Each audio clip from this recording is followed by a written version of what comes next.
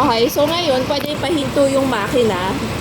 Tapos kung ma-discharge, pwede tayong humiram ng pang series. Yun yung pang jump start ng battery. Tapos, yung sa kahit anong, yung katabing kotse, lagyan ng karton.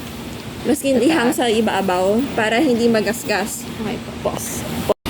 Ito po pala yung first batch, which is the dalawang steel cabinet, isang mirror, at saka dalawang glass display. Tapos, itong nakahawak ni Kuya JB na naka-style bubble wrap, yan yung ibabaw ng metal ng cabinet ng Icarus.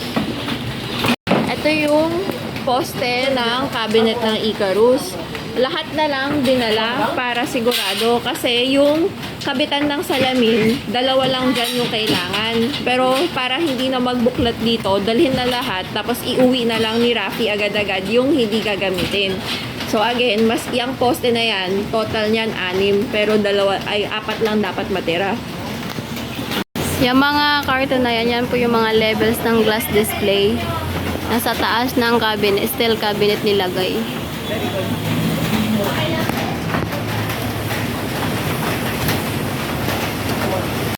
Ito yung mga glass display nilagay sa second part. Dalawa. Tsaka yung ring na pangbihisan. Ilang carton? Istante yan, kuya? Yan yung dalawang istante. Nakalagay sa block.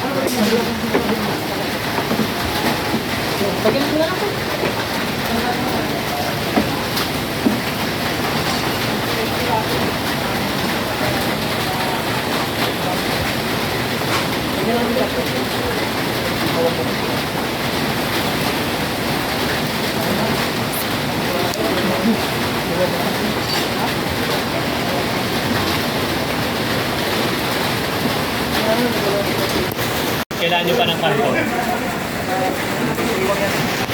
Yung gilid ng glass display nilagyan ng carton para hindi magasgasan.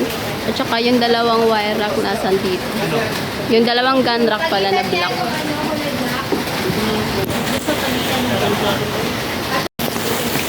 Yung dalawa palang table, yung brown at saka white, nilagay nila sa gitna ng gun rack para tipid sa space. Tsaka yung iba sa taas. Ibang table nasa taas.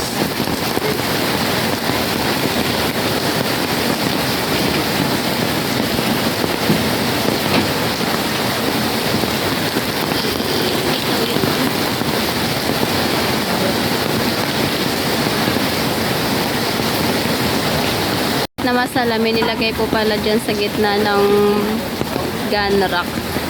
Yan po, yung naka-carton na maliliit. Tsaka sa ibabaw yung electric fan.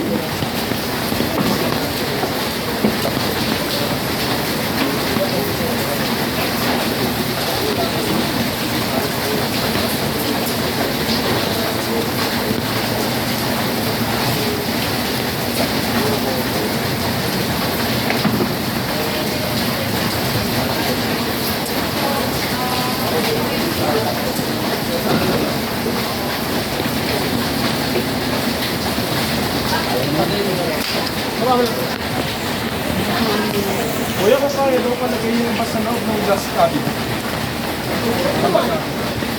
Yung mga carton ng mga Savior na mga gagaan, nilagay nila sa taas ng mga glass display. Ayun. Sa first row. Tsaka yung ammo box. Yung mga ammo box.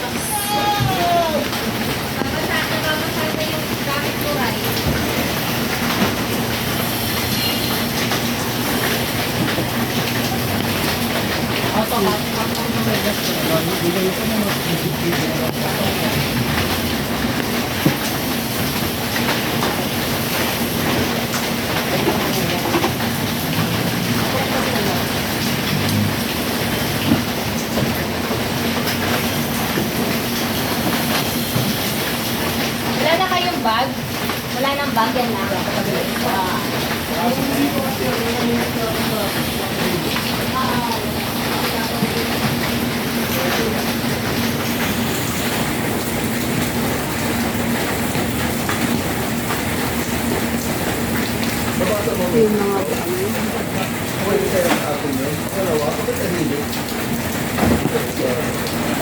Yung mga magagaan na mga gamit nasa taas. Sa ibabaw ng mga glass display.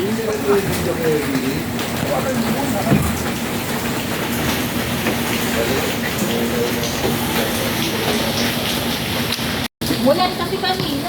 Next time daw po, sabi ni Sir Joseph, yung mga maliliit na bag or anything na magagaan, ilagay daw po sa estante.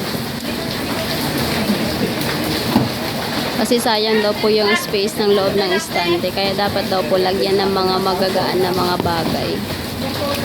Po yung mga, ayan po yung mga bag, mga amo bag, range bag. Ilagay lang po nila dyan sa gilid ng estante.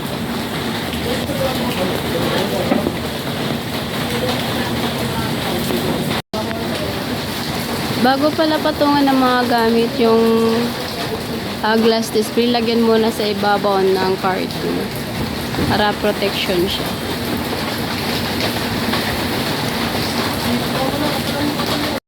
Pinababa po pala ni Sir Joseph yung mga ibang mga mabibigat po muna.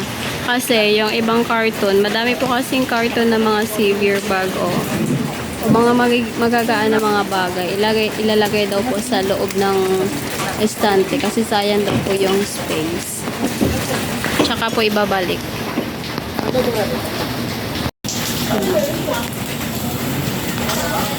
Pinasok na nila yung mga maliliit na mga severe bag sa cabinet. Yung pinasok na nila yung mga maliliit na mga mga carton. Sa first row, di ba mga mga steel cabinet, pinatungan nila ng mga mahahabang severe bag. At saka yung maliliit na carton na severe bag, nilagay nila sa glass display. Huwag ba yung sa electric fan? Tanda. Ito lang yung pinaka-LC. Nasa isang LC. Silver. Nasa isang LC. Yung binaklas ayan o, dyan na ilagay o. Andiyan pa isang LC. Ayan o, yan. Abot mo na yan, yung mga maliliit na magaang. Yan. Isa na din yan sa pinasok nilagay sa glass display.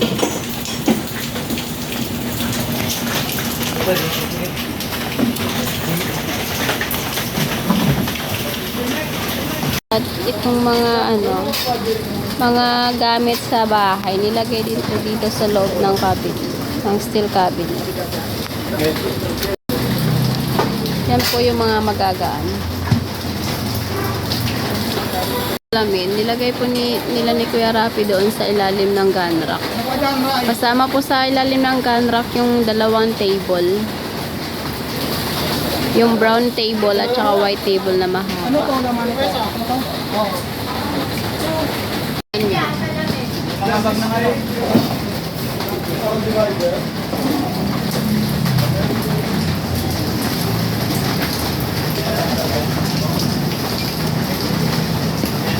Sa pang ano to? Pang Airbnb yung laban? Pang Airbnb yung laban? Yung amo box, pinatong sa ibabaw ng cabinet. Pero bago siya patungan ng amo box, nilagyan muna ng carton yung taas ng cabinet para hindi siya magasgas. Ayun, taksa mo may ba? Ito ko na. Ano ba yan? Ayun. Yung mga blood guys mo. Ito ang hawak na yan. Yung lilit. Fragile. Nandiyan pa ba si Jim? White grid pala, nandyan sa loob ng gun rack. May kasamang table, dalawang table. At saka yung mga karton na yan, at saka bag, yan yung mga mabibigat. Mga folding table. Tsaka dyan nilagay yung mga folding table sa gilid ng gun rack. Pinasok. Po.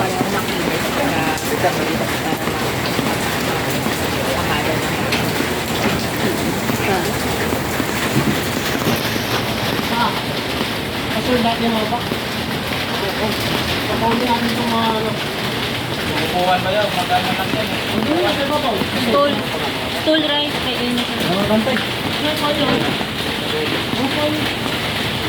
Yan na. Ilan yung stool? Ilan yung Pinasok sa...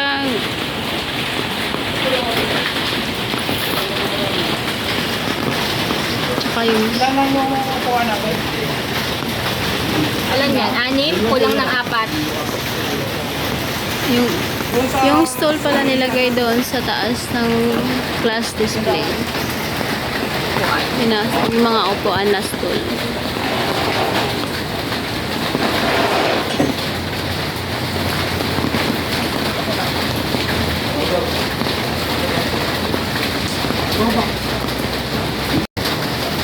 So kung papansinin mo, yung tubig, Oo, yung tubig yan. nakatakip yung Yung gripo para hindi siya mabuhos. Tapos nilagay siya doon sa gilid. Maglagay kayo sa bungad ng Doon, pinasok nila sa may space pa. Pero yung dalawang box hindi. Diyan na lang sa bunga. Laking box ng mga gagaan. Yung sa taas yung mga gagaan, yung sa baba yung mga mabibigat. Yan na po sir. Yan na po sir lahat ng stocks. Yan na po sir. Ito pati yung patikin. Baka sa 800 lang siguro yun sir. Alam niyo. malaki pa space. Uwi ka na ba ya? Mga gamit na kaya pang ipasok na kasi sayang yung space.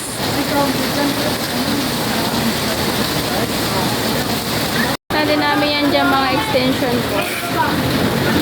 Dyan yung mga tarps na mga maliliit at saka yung mga malalaki.